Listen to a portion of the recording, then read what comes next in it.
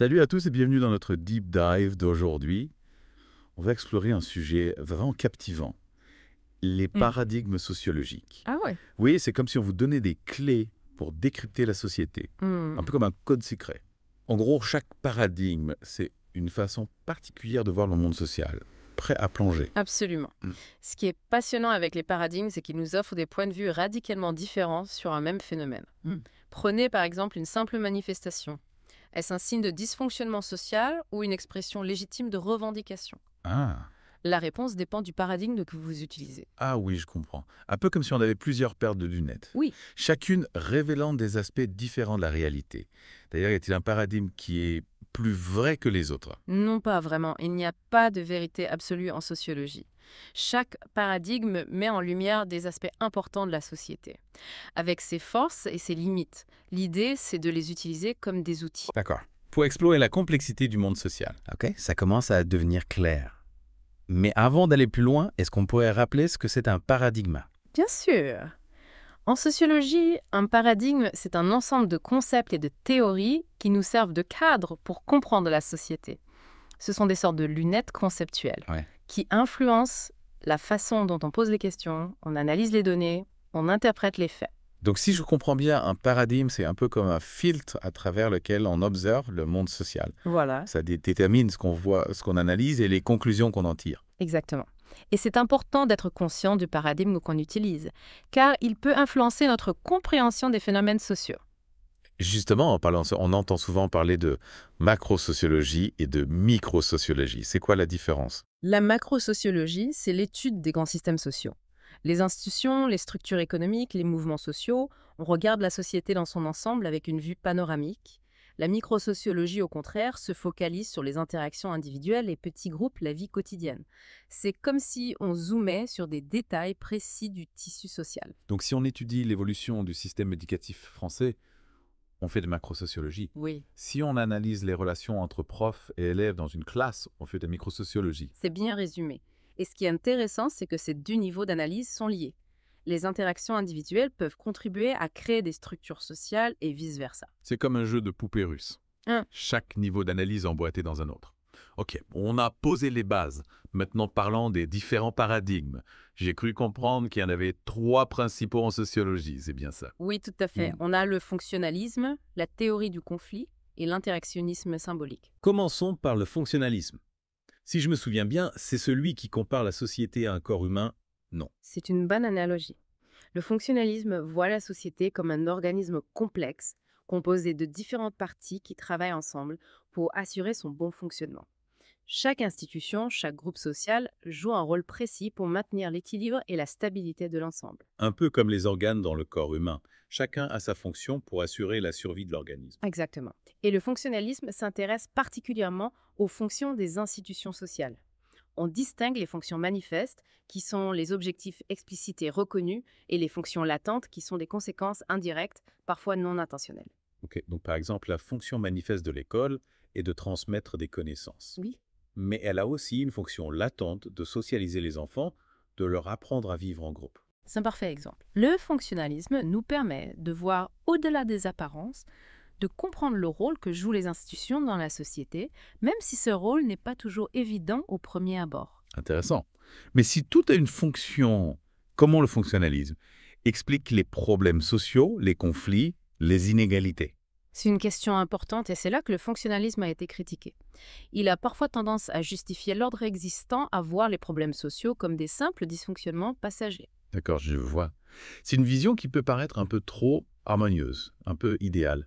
Et c'est là que la théorie du conflit entre en jeu, j'imagine. Tout à fait.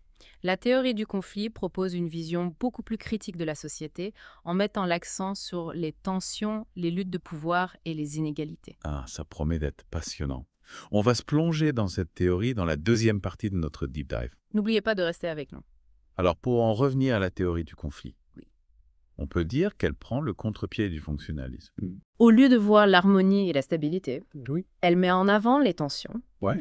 les rapports de force, les inégalités qui traversent la société. On passe d'une vision un peu idéaliste à une vision plus Oui. réaliste, disons, ou du moins qui prend en compte les aspects plus sombres de la vie sociale. C'est ça.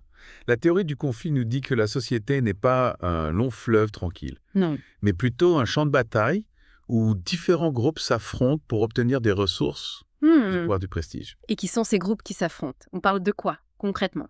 Eh bien, ça dépend des théories. La plus connue, c'est la théorie de Karl Marx, qui met en avant la lutte des classes entre les capitalistes, Mhm. qui possèdent les moyens de production, Oui. et les travailleurs, qui n'ont que leur force de travail à vendre. Mais il existe d'autres formes de conflits, comme les conflits ethniques, les conflits religieux, les conflits de genre. D'accord, donc on peut appliquer cette grille de lecture à plein de situations différentes. Par exemple, on pourrait analyser le mouvement des Gilets jaunes en France, Mhm. comme une expression d'un conflit entre les classes populaires et les élites économiques et politiques. Tout à fait. La théorie du conflit nous permet de comprendre les motivations des acteurs, D'accord. les enjeux des luttes sociales et de décrypter les dynamiques de pouvoir qui sous-tendent ces conflits. C'est super intéressant. Mais du coup, ça veut dire que pour la théorie du conflit, le changement social n'est pas un accident de parcours, Non, mais plutôt une conséquence logique de ces rapports de force. exactement. Le conflit est vu comme un moteur du changement social. Ce sont les luttes, les revendications, les mouvements sociaux qui font évoluer la société. Ok, donc on a vu deux paradigmes qui s'opposent un peu. Ouais. Le fonctionnalisme qui voit l'harmonie et la stabilité et la théorie du conflit, qui met en avant les tensions et les inégalités. Mais où est-ce que l'interactionnisme symbolique se situe dans tout ça? On dirait qu'il joue dans une autre catégorie. Oui, c'est vrai. L'interactionnisme symbolique s'intéresse moins aux grandes structures sociales qu'aux interactions quotidiennes entre les individus. Oui. C'est un paradigme qui se focalise sur le microsocial, D'accord. sur la façon dont les individus créent du sens à travers leurs échanges. Oh, donc on passe du macro au micro. On se met à la place des individus. Voilà. On observe comment ils interagissent, comment ils communiquent. C'est ça. L'idée clé de l'interactionnisme symbolique, c'est que la réalité n'est pas subjective, Ah. mais qu'elle est construite socialement à travers nos interactions. Attends, j'ai besoin de clarifier un truc. Hein? Tu dis que la réalité est construite socialement. Oui. Ça veut dire qu'elle n'existe pas en dehors de nous. Pas exactement. Il y a bien sûr une réalité matérielle. Mais c'est nous qui lui donnons du sens, qui l'interprétons, qui la catégorisons. Et ce processus de construction du sens se fait à travers nos interactions, nos échanges symboliques. Donc si je comprends bien, on utilise des symboles, des signes, des mots pour communiquer. Oui. Et c'est à travers ces échanges symboliques qu'on crée une réalité partagée. Tout à fait. Prenons un exemple simple. Le sourire. D'un point de vue biologique, c'est juste une contraction de certains muscles du visage. Oui. Mais dans nos interactions, le sourire prend une signification sociale. Il exprime la joie, la sympathie, la politesse. Ah oui, je vois. Et- C'est pas juste un mouvement physique, c'est un symbole qui a un sens dans un contexte social donné.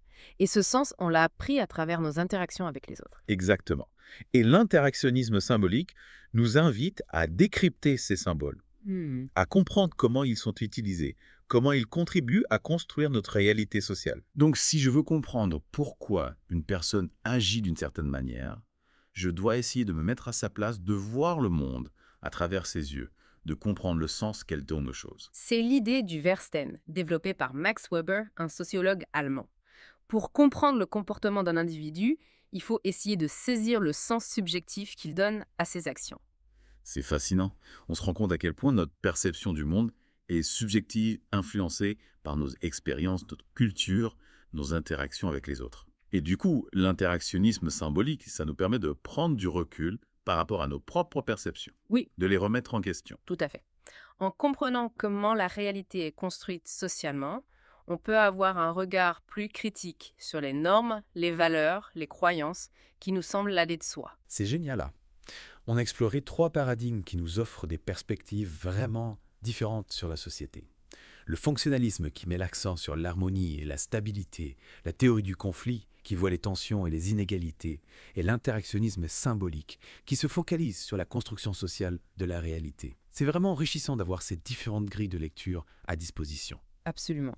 Et l'important, c'est de savoir choisir la grille de lecture la plus pertinente en fonction de la situation du problème qu'on cherche à comprendre.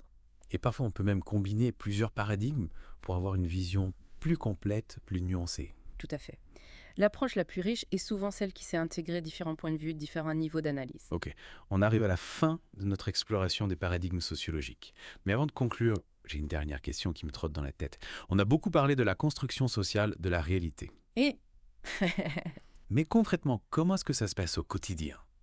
Comment est-ce qu'on fabrique cette réalité sociale? Eh bien, cette fabrication de la réalité, on pourrait dire, elle se fait à chaque instant dans toutes nos interactions. Chaque fois qu'on discute avec quelqu'un, qu'on regarde un film, qu'on lit un article, Oui. on participe à ce processus de construction du sens. Ok, mais concrètement, ça veut dire quoi? Comment est-ce que nos actions, nos paroles peuvent influencer la réalité? Prenons un exemple simple. Imaginez deux personnes qui assistent à une manifestation. D'accord.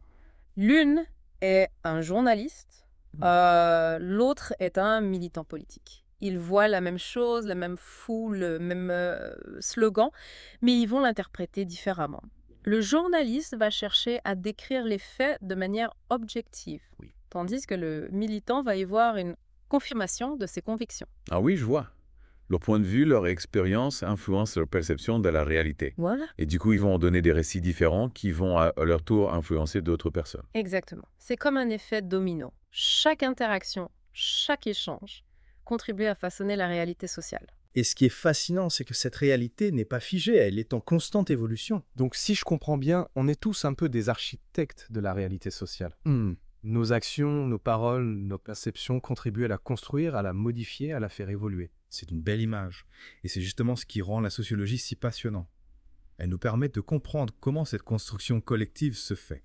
Quels sont les mécanismes, les enjeux, les rapports de force qui la sous-tendent. C'est vrai. En prenant conscience de ces mécanismes, on peut avoir un regard plus critique sur le monde qui nous entoure. On peut mieux comprendre les conflits, les inégalités, les injustices. Et on peut aussi agir pour changer les choses. Si la réalité est construite socialement, ça veut dire qu'elle n'est pas immuable. On peut la transformer, et la faire évoluer vers plus de justice, de solidarité, d'égalité. Waouh, c'est une conclusion vraiment inspirante. On a commencé par parler de paradigmes, de théories abstraites, et on arrive à l'idée que la sociologie peut nous aider à changer le monde. C'est génial. Et n'oubliez pas que ces paradigmes ne sont que des outils, des points de départ pour votre propre réflexion. Le plus important, c'est de les utiliser avec discernement, de les confronter à la réalité, de les enrichir de vos propres observations. Merci pour tous ces éclaircissements. J'espère que ce deep dive vous a donné envie d'en savoir plus sur la sociologie, sur la façon dont on construit le monde ensemble. N'hésitez pas à continuer à explorer ces questions, à observer, à analyser, à vous interroger. Et on se retrouve très bientôt pour un nouveau deep dive.